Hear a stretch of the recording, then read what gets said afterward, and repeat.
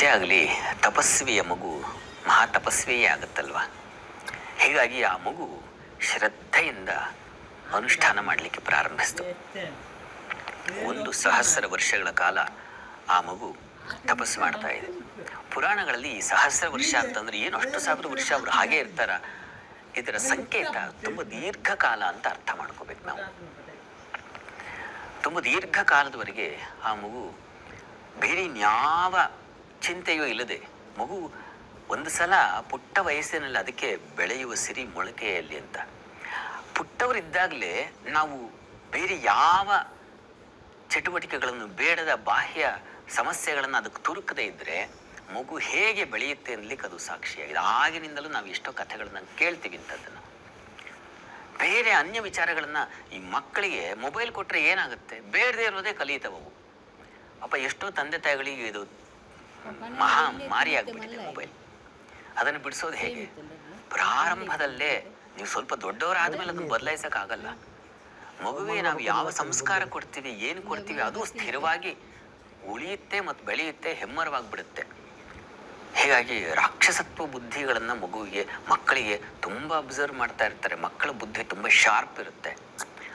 ನೀವೇನು ಮಾತಾಡ್ತೀರೋ ಅದನ್ನು ರಿಪೀಟ್ ಮಾಡುತ್ತದು.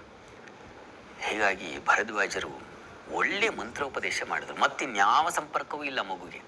ಹಾಗಾಗಿ ಅದು ತಪಸ್ಸು ಮಾಡಿ ಮಾಡಿ ಮಾಡಿ ಮಾಡಿ ಮಾಡಿ ಅದು ಒಂದು ರೀತಿ ಶರೀರವೇ ತಪವು ಶರೀರವಾಗ್ಬಿಡ್ತು. ಅಂತೂ ಮಾಘ ಕೃಷ್ಣ ಪಕ್ಷದ ಚತುರ್ಥಿ ದಿವಸ ಗಣಪತಿ ಪ್ರತ್ಯಕ್ಷನಾಗಿ ಏನು ವರ ಬೇಕು ಕೇಳು ಅಂತ ಹೇಳಿದಾಗ ಆ ಮಗು ಹೇಳುತ್ತೆ, ನನಗೆ ಇದುವರೆಗೆ ನನ್ನ ಹೆಸರೇನು ಅಂತಲೇ ನನಗೆ ಗೊತ್ತಿಲ್ಲ. ಹೀಗಾಗಿ ನೀನೇ ಒಂದು ಒಳ್ಳೆಯ ಹೆಸರನ್ನು ಸೂಚಿಸು. ಮತ್ತು ಈ ದಿವಸ ತಾವು ಅನುಗ್ರಹ ಮಾಡಿದ್ದೀರಿ, ನನಗೆ ಪ್ರತ್ಯಕ್ಷವಾಗಿದ್ದೀರಿ, ದರ್ಶನ ಕೊಟ್ಟಿದ್ದೀರಿ. ಈ ದಿವಸ ಚಿರಸ್ಥಾಯಿಯಾಗಿ ಉಳಿಬೇಕು. ಯಾರು ಈ ಚತುರ್ಥಿ ಮಂಗಳವಾರವಾಗಿದೆ ಈ ದಿವಸ, ಇಂಥ ದಿವಸ ಯಾರಾದರೂ ನಿನ್ನ ಪೂಜೆ ಮಾಡಿದರೆ, ನಾನು ಇಷ್ಟು ಕಾಲ ಏನು ತಪಸ್ಸನ್ನು ಮಾಡಿದೆನೋ ಆ ತಪಸ್ಸಿನ ಫಲ ಆ ಪೂಜೆ ಮಾಡಿದಂಥವ್ರಿಗೆ, ಯಾರು ಮಂಗಳವಾರ ದಿವಸ ಚತುರ್ಥಿ ಬಂದು ಕೃಷ್ಣ ಪಕ್ಷ ಚತುರ್ಥಿ ಇರಬೇಕು, ಆ ದಿವಸ ಯಾರು ಗಣಪತಿ ಪೂಜೆಯನ್ನು, ನಿನ್ನ ಪೂಜೆಯನ್ನು ಮಾಡ್ತಾರೋ ಅವರಿಗೆ ಅವರು ಕೇಳಿದ ಇಷ್ಟಾರ್ಥಗಳನ್ನು ನೀನು ಕರುಣಿಸಬೇಕು. ಇದು ನಾನು ನಿನ್ನಲ್ಲಿ ಕೇಳುವ ವರ, ಇದನ್ನು ಅನುಗ್ರಹಿಸು ಅಂತ ಬೇಡ್ತಾನೆ ಗಣಪತಿ. ಮೊದಲಿಗೆ ಹೆಸರು ಹೇಳ್ಬಿಡ್ತೀನಿ.